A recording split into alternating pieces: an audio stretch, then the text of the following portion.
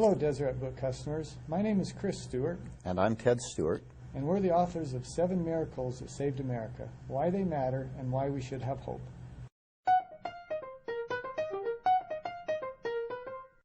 What we did is we took 7 episodes in the history of the United States, and they are 7 out of many others we could have picked. For example, Columbus, Jamestown, American Revolution, Constitution, American Civil War, and specifically the Battle of Gettysburg, Midway, a major battle during World War II, and the saving of the life of Ronald Reagan from the assassination attempt.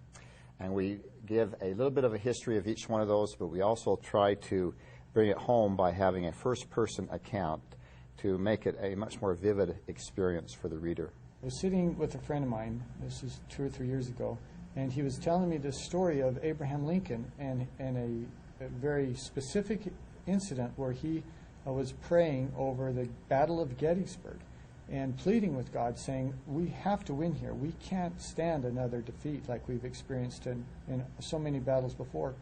And it's a touching story, and I asked him, why have I never heard that? And he made the point and said, you know, this used to be taught in school textbooks, and he actually had a textbook from the 1930s, I believe, in which this incident was part of that history. And, we're not making the claim that these are just kind of coincidences. There's very clear evidence that these are actual miracles, that these are, and people at the time recognized that these were miraculous events.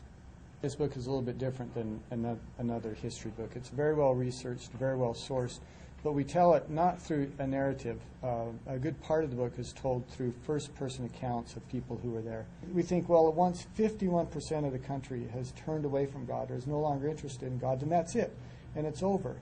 And I don't think that's the case. I think that God has shown, and we give evidence of this, that He is willing to defend and sustain a country, if only but for a few people who are within that country who still believe and still have faith in Him. We know that God still cares about America because He still cares about freedom, democracy, liberty throughout the world.